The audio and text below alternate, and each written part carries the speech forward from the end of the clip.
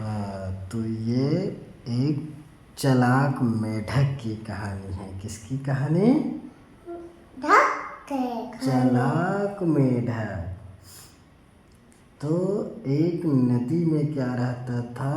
एक मेढक जो बहुत ही चालाक और होशियार था, है ना? और वहीं पास एक पेड़ था। क्या था? नदी के किनारे एक पेड़ था। क्या था?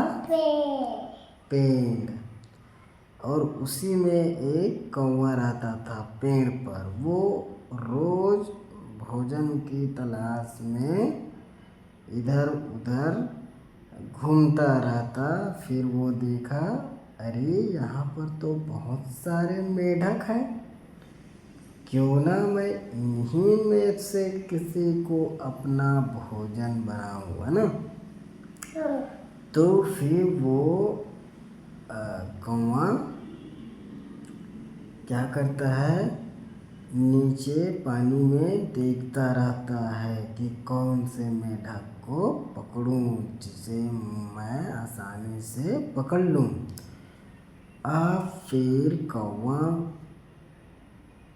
रोज देखता रहता है कि मेढक कैसे पानी से बाहर आए तो मैं उन्हें पकड़ूं। फिर एक दिन मेढक पानी से बाहर आकर बढ़िया धूप में रहता है ना, धूप सेंक रहा था। तभी उस मेढक पर कौवे की नज़र पड़ गई। किसकी? कौवा। हाँ, फिर कौवा ने देख लिया ना। फिर कौवा क्या करता है, टप से जाके उसको पकड़ लेता है और फिर उसकी टांगों को पकड़े पकड़े उड़ जाता है, हवा में चला जाता है ना। अब कौवा उड़ते उड़ते कहीं दूर पेड़ में जाकर बैठता है। हाँ, इसे मैं यहाँ बैठकर आराम से खाऊंगा, ऐसे करके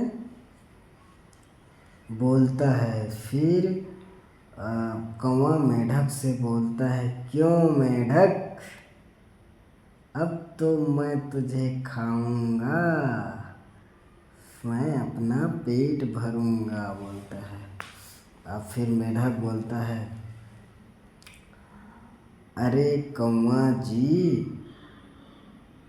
ठीक है, तुम तो मुझे खा लोगे, लेकिन यहाँ पर जानते हो इस पेड़ पर बिल्ली रहता है।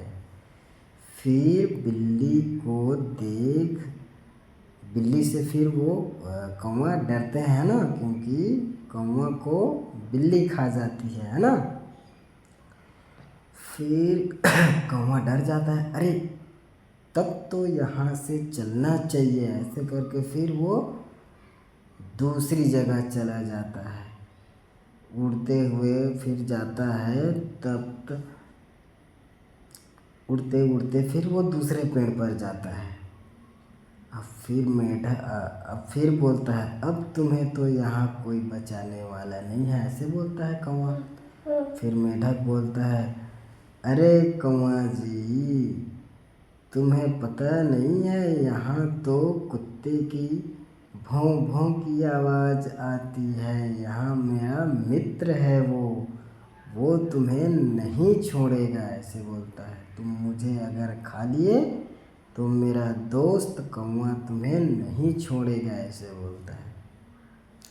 अब कौवा फिर डर जाता है, अरे अगर मुझे इस मेढक को खाते हुए कुत्ता ने देख लिया तो वो तो मुझे खा जाएगा, चलो इसको कहीं दूसरे जगह लेकर चलता हूँ, ऐसे करके फिर उसके मेढक के टांग को पकड़ता है और फिर एक पहाड़ में चले जाता है। कहाँ पर?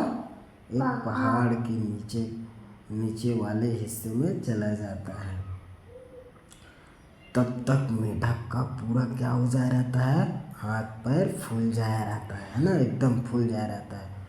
वो नदी से उठाकर कहाँ इधर उधर घुमा रहा है ना, एकदम हाथ पैर फूल जाया रहता है बेचारा। अब तो मेढक सोचने लगा, अब मैं नहीं बचूंगा ऐसा लग रहा है, ऐसे करके सोचता है।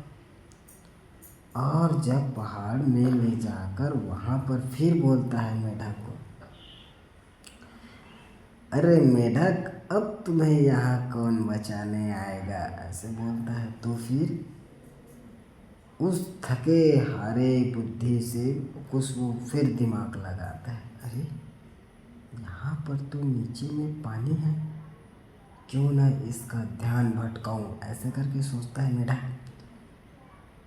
ठीक है कौवा जी, तुम मुझे खा के अपना पेट तो भर लोगे, लेकिन मेरी एक इच्छा है कि